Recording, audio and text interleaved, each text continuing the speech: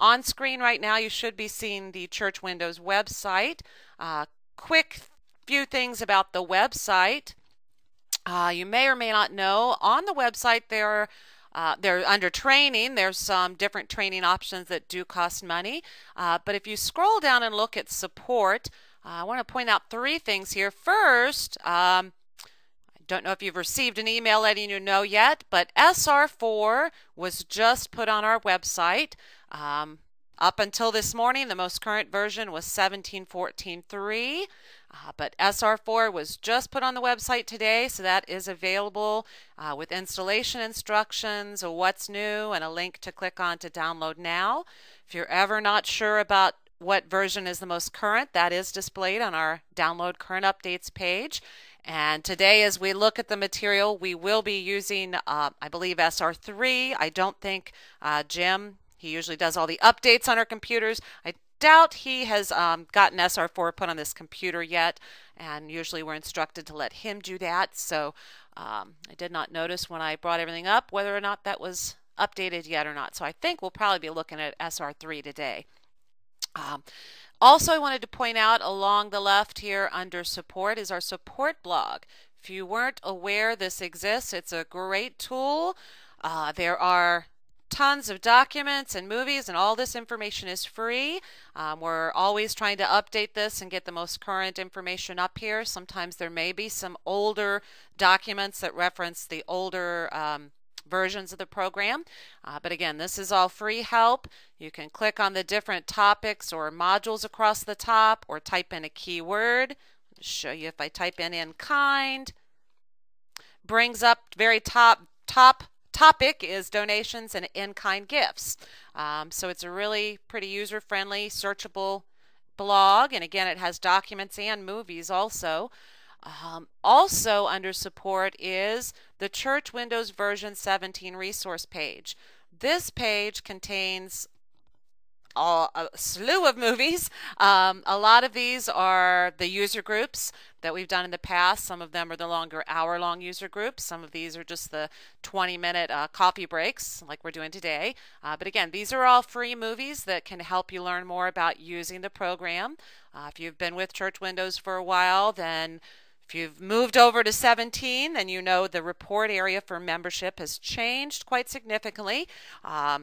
You can still do the same things, but you can do a lot more. So a lot of people are kind of overwhelmed when they move into that new reporting area. But there are a lot of movies here that cover membership as well. All right, I'm going to go ahead and close this. And I'll bring up Church Windows. And I already had membership open. Really quickly, before we look at labels, if it's your first time using GoToWebinar, then you should have a toolbar. And on that, you can choose your audio method. Unless you have unlimited long distance, the number to use the phone for audio is not a toll-free number. However, you can choose speaker and microphone. And if you don't have a microphone, that's all right. You need at least speakers so you can hear me. I most likely will not unmute anyone because there's a question panel. And if you have a question regarding today's topic, you can type that in the question panel, and I'll answer those at the end of class. It's just me today. Sometimes we have a question answerer that answers questions as the presenter is presenting the material, but today it's just me. So if you could hold your questions till the end of class, I might answer your question as we're looking at these labels, and try to keep your questions topical. Today we're looking at membership and the design area and how to create the actual label. So we're not going to go into searches for labels or all the different screens on labels. We're going to look at how we actually make the label layout. So let's go ahead, and I'm going to click on reports. Just make sure I have everything where it needs to be here. Yes, okay. We're going to go ahead and click on reports in membership. And actually, if you're wondering how I got here, on the opening screen of Church Windows, I just clicked on membership, but I, to save time, had that up already. So I'm going to go to reports, and I'm going to choose labels. There are a few other areas where you can get to labels, but I'm going to go the most direct route. Here I'd make any choices I want to pick the people that are going to be on the labels and look at all the different tabs and make my choices. Then I'd click next, and what we're concerned with today is looking at this label layout. Now when you're new to the membership module or you've just converted, notice I'm clicking this arrow here and I don't have any layouts yet. So what I need to go ahead and do is click on New Label. Now what we're going to do here is create the actual label design, and that tells the program where to pull the names from on the records. It doesn't determine how many you get per household. What determines that is down here where you can choose one label per. This will determine how many you get for each household. The label layout determines where it's pulling the name from. So let's go ahead and make a few, and then I'll show you what I mean with some examples. So we need to go ahead and click on New Label, and that brings up our report wizard where I need to go ahead and choose my label product, and we're going to do the most commonly used one, the Avery Standard, and then I need to choose my product number, the 5160 address. Click next and show you here's where I can change some measurements, but I don't think I've ever even on a call, watch I'll get one now, I've never had to take anybody in to change these. So I'm just going to click Finish, and then momentarily that should bring up our report designer. Now the default for a label, notice when I come in there's a default in the upper left. This is showing the label design and what will be on my label. If we look along the right side, you see a bunch of standard controls and data controls, and these are items I can add to my label. Now I'm going to go ahead and save this. Mailing label and address is going to pull from the mailing label in the household. So I'm going to go ahead and click Save As. I can name this something different if I want. I actually would, if this were really real data and I were doing this, I would call this maybe household name label, because that is the name it's going to put on it. Again, it's not how many, but this is where it's going to pull this from the records. So I'll go ahead and save that and then click Close. And let's just click Print and let you see. Now I left it at one label per individual, so notice, here we go, let me get my little spotlight tool.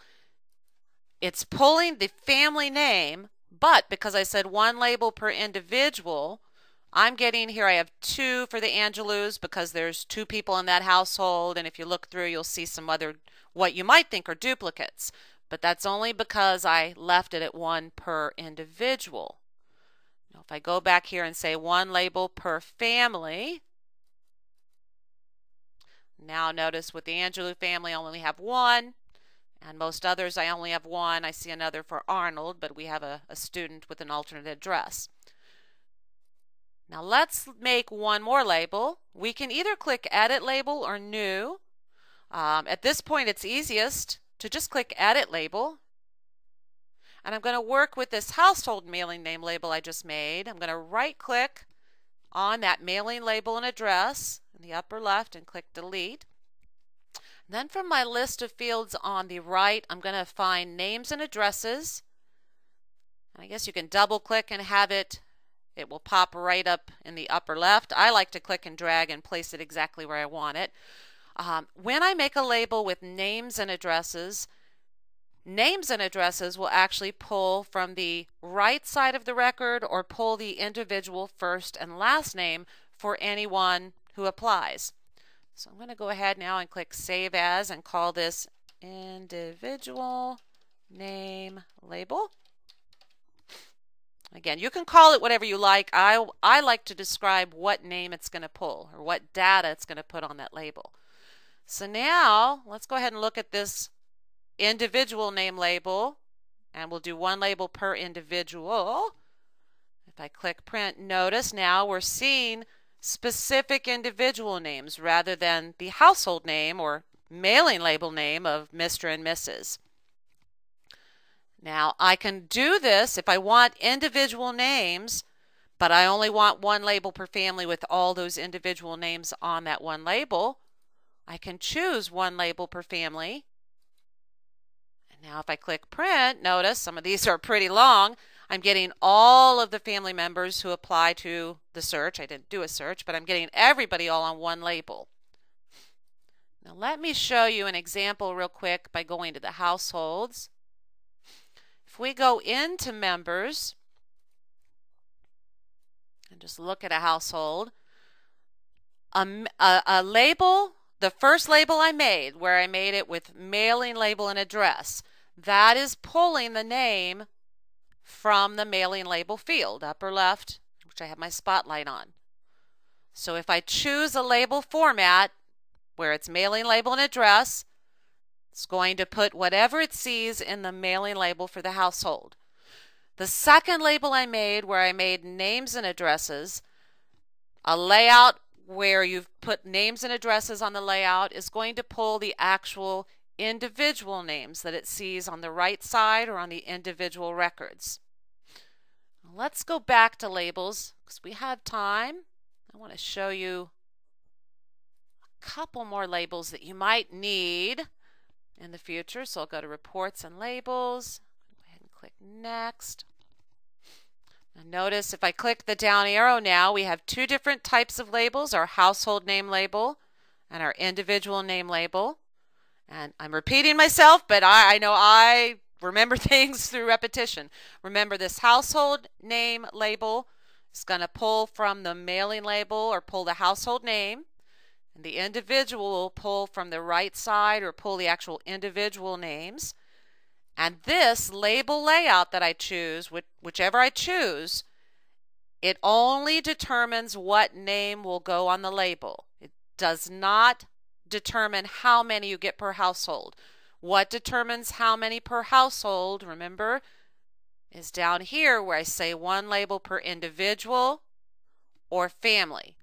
Now, if your search has something to do with donations, where you choose an account or put giving criteria in, then you'd want to choose giving unit, and it will address the label based on whether they give as a family or not.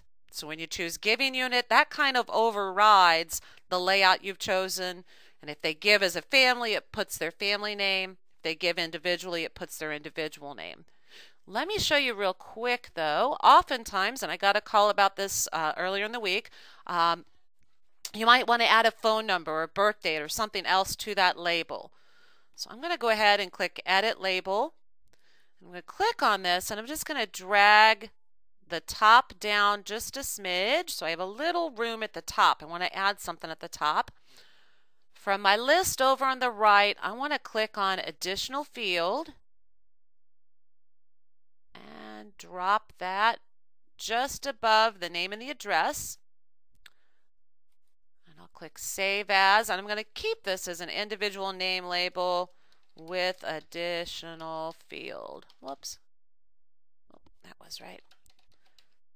Now you could do this with a mailing label and address field in the upper left as well. You can use either one of those. I just want to show you how you can add that additional field if you ever want to add like a phone number or a birth date.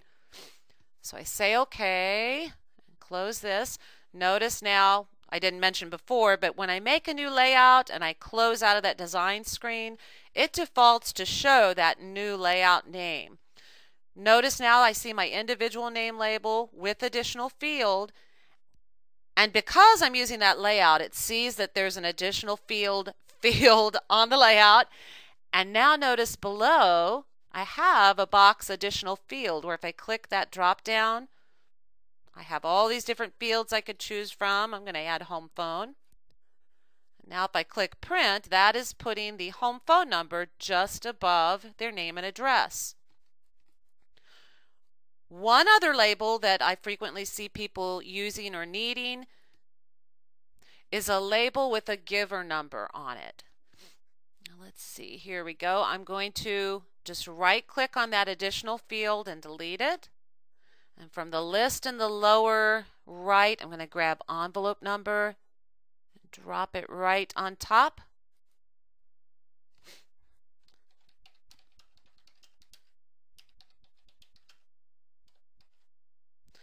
Call it label with envelope number and then close out here. Now notice that additional field disappeared. Oops, I'm going to rename that. Well, maybe not. I guess it doesn't matter. It doesn't like my number symbol. It put it as a dash. So because I'm asking for an envelope number on these, I'm going to go ahead and ask for giving unit because we're dealing with labels that are for donations or relate to donations. And now if I click print, notice it's put the label, the number above, and I'm not seeing any Mr. and Mrs. So I'm wondering, let me see something here. I asked for giving unit. I'm going to try one thing here. So I know in the past when I've chosen a label and asked for giving unit, it would put their actual household name if they gave together or individual name if they gave separately. And it doesn't appear to do that, so I hope that's not a little bug. Oh, but I'm on SR3. So let's do save as and try this with mailing label and address. We'll call it 2. So if I close this, I'm going to do giving unit again and click print. All right, so it appears, notice now when I changed that and I did mailing label and address with a number on it, we're seeing some individual names here. But here we come to the Angelus who give as a family, and it's actually seeing that and putting their household name rather than their individual names. All right, we are pretty much at the end of what I wanted to show you, and I just noticed somebody asked a question, could you put the additional field at the bottom as well? Yes, you could.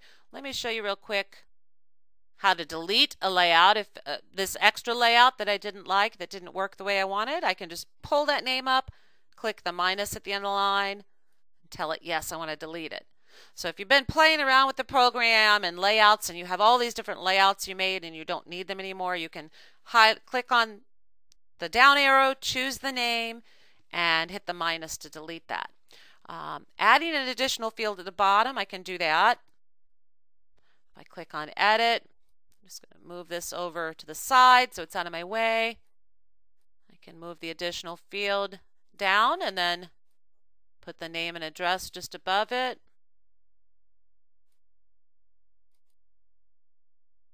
I'll just keep the same name. Unfortunately, though, you can. Somebody asked me in the past, can I add more than one additional field? And currently, no, you can only add one additional field. So here we have, oh, you know what? Did I do giving unit? Where is, let's try individual. There we go. So the home phone is just below the name and the address. Might need to tighten that up and move it up a little closer because it's leaving some space that I probably wouldn't want. But yes, you can put that additional field at the top or bottom. It does not matter either way. Someone asked, are the labels generated in zip code order? If I click back in the lower left and then click on my sort tab, they're generated in whatever order you choose for sort field 1. And then after that sort, if you want it to sort by something else, you can fill in 2 or 3. But it's sorted however you choose to sort it on that sort tab. All right, someone asks, oh, good question. Kathy asked, can you put text instead of additional field, for instance, to the parents of? And you know, you were reading my mind because I was thinking there's another kind of label people use, but I haven't had a request for that lately. So let me show you real quick. We can create a label with whatever text we want on it. So I'm just going to drag this down. And to do that, I need to grab label in the upper right and drag it over and place it wherever I want that information to go. And notice it tells me click tab in right corner to change. So I can click, what it means by tab is this little arrow. If I click on that, I can type in whatever I'd like it to say. And I probably want to describe that label. And now if I click print, all these labels should have to the parents of just above that name and address.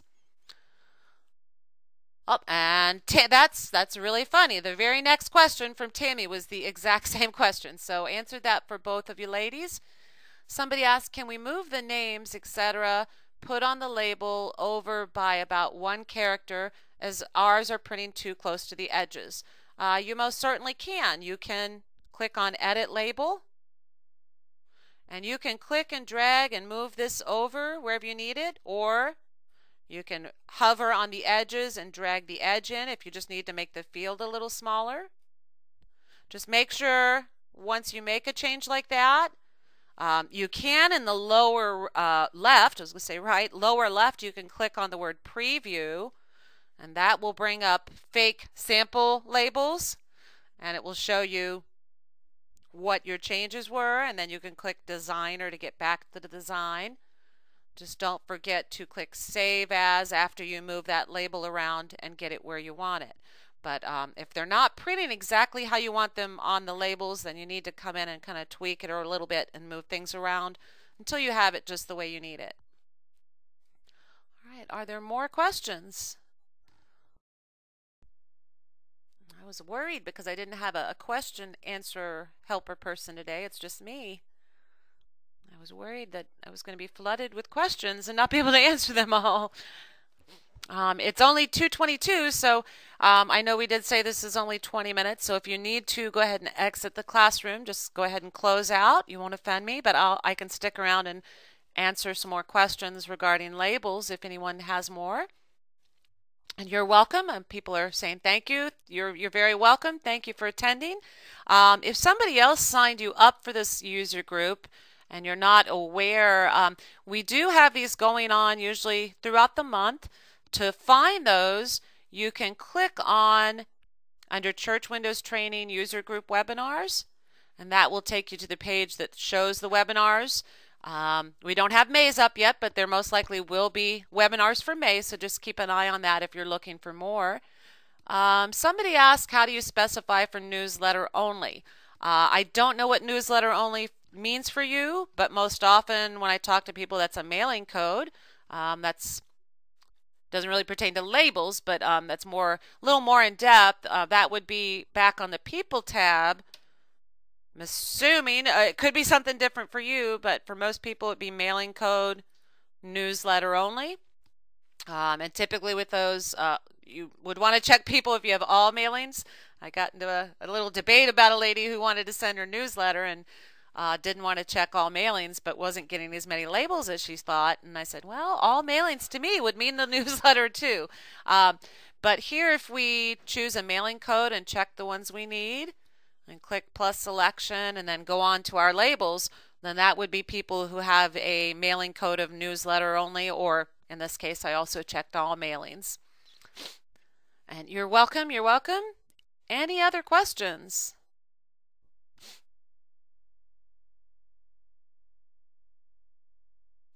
I really like these coffee break classes because they're short and sweet, and I feel like I get a lot accomplished in that short amount of time. All right. Well, if you're in the middle of typing a question, then you might want to go ahead and hit enter so I know you're trying to get a question in, and then you can finish typing the rest. Somebody asked, can you add a logo? Sure. If you click on Edit Label, here I probably would need to move this over. We have a logo or image in the upper right. And this you'd probably have to play around with to get it the size you need it. Right here, that's going to overlap, so I might need to make it a little smaller. Obviously, I'd have to work on my measurements here. To add the actual picture, I click on that field, the logo or image field, click the little arrow in the upper right, and then where it says image, click the box with 3 dots at the end. And I don't know if I have any pictures. Sample pictures. Here we go. We'll put a chrysanthemum on there. But you pretty much browse to find your picture. And then I can click Save As.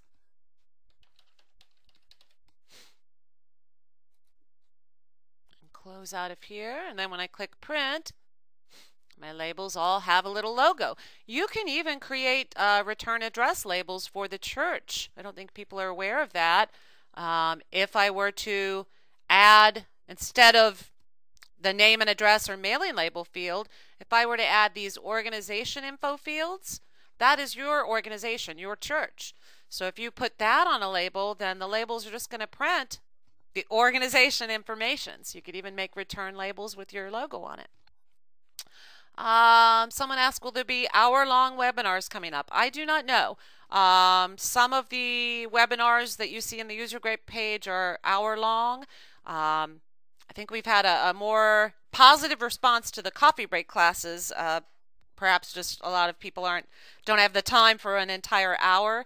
But I don't know. I don't schedule them or decide whether they'll be coffee break or hour-long ones. So I do not know, but possibly we may have hour-long ones in the future. Someone asked, can you watch this webinar again as soon as it's over? Not as soon as it's over, no. I am recording it, but we do have a gentleman who goes through and cleans up and standardizes them and makes them all a little more uniform. I think he puts our logo at the beginning. But if you go to our Church Windows version 17 resource page, most of the videos and movies on this page are ones from user groups that we recorded in the past that he's cleaned up. So here's one on membership donation labels. Might be the same one that's over under donations. Honestly, it may be me who did this, but I'm not sure exactly which movies they put up here. But as soon as, they have a chance to review them, clean them up a little bit, take out any dead hair that I left at the beginning. And I think they cut out the questions as well, so it's just a nice clean movie. We do add those, yes, to the website. But you can't watch it immediately after it's over, no. It will be a couple days to a week. I don't know the actual timeline it takes him to get them up there. But there are movies on our version 17 page that you can watch right now. Any other questions?